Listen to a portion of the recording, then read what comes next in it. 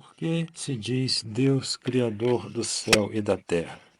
Disse Deus Criador do céu e da terra, isto é, do mundo, porque o fez do nada, e fazer do nada é criar. O mundo é todo obra de Deus? O mundo é todo obra de Deus, e na sua grandeza, beleza e ordem maravilhosa, mostra-nos o poder, a sabedoria e a bondade infinita dele. Explicação. Já outra vez explicamos o que quer dizer Criador do céu e da terra, ou por outra, do mundo, do universo inteiro, porque o fez do nada, e fazer do nada é criar. Antes de Deus criar o mundo, não existia coisa nenhuma, e por isso Deus não podia servir-se de nada. Fez que o mundo existisse, isto é, criou-o.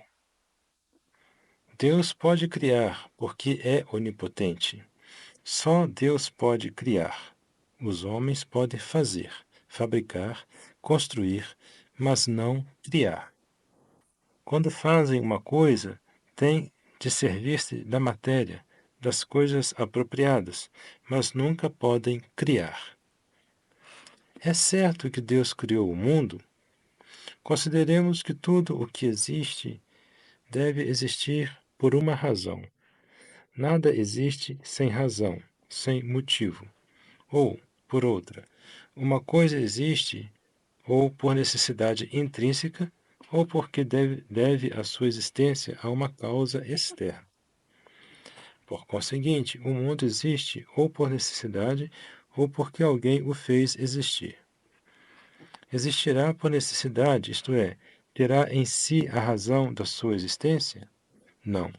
Demonstra a nossa inteligência que qualquer coisa do mundo, e portanto o mundo inteiro, não tem em si a razão da sua existência, que nenhuma existe por necessidade, pelo que podemos imaginar como não existentes todas as coisas, que assim nos aparecem como não necessárias, e, portanto, todas as coisas e o mundo inteiro devem a sua existência a uma causa externa, isto é, a Deus.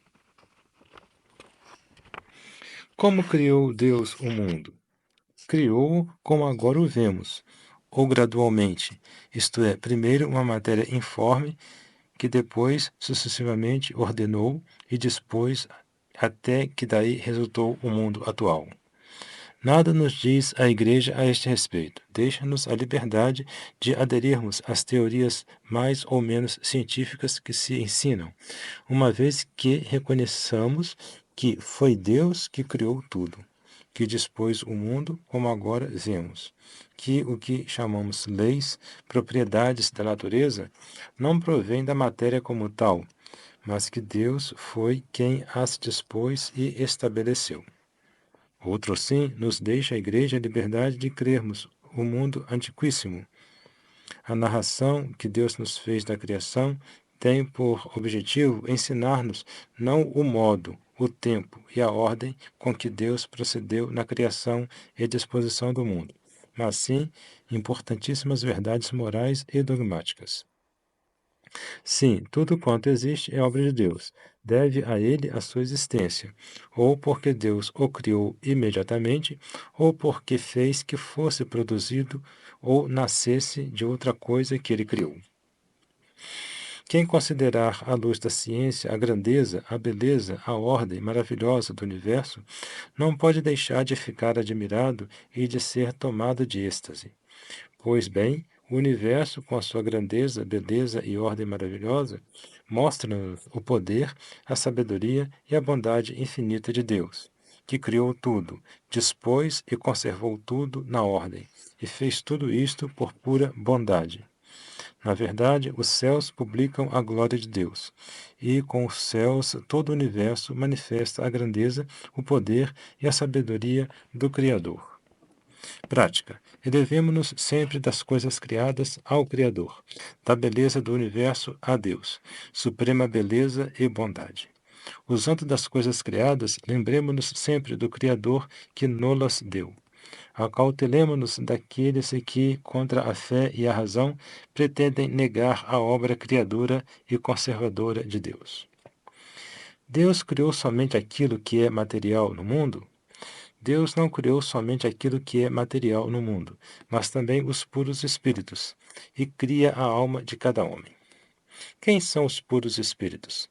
Os puros espíritos são seres inteligentes sem corpo. Explicação: todo mundo e tudo o que existe no mundo foi criado por Deus. Dizendo mundo, céu e terra, entendemos geralmente o mundo material e sensível. Além do mundo material, criou Deus ainda os puros espíritos, que impropriamente se denominam também mundo espiritual, e cria a alma de cada um dos homens. Por isso, o homem é criado por Deus, não só à semelhança dos outros viventes, enquanto Deus criou os primeiros, de que sucessivamente nasceram outros até eles, mas é verdadeira e própria criatura de Deus, porque Deus cria imediatamente a sua alma. Temos pai e mãe, porém, Deus é mais nosso pai do que o terreno, porque criou a nossa alma. Os puros espíritos são, como nos ensina o catecismo, seres inteligentes sem corpo.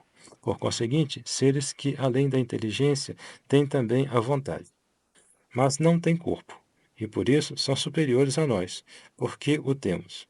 Porque a nossa alma, que é espírito, é criada para formar com ele um único ser completo, o homem, o qual, por isso, é corpo e espírito. Os puros espíritos não têm, todavia, representam-se em forma corpórea, para auxílio da nossa imaginação, que experimenta grande dificuldade em representar os puros espíritos. Em geral, representam-se em forma de jovens formosos, porque os puros espíritos bons, os anjos, são formosíssimos perante Deus pela graça. Também se representam com asas, para indicar a velocidade com que, em um instante, vão aos lugares mais longínquos, e a prontidão com que executam a vontade de Deus.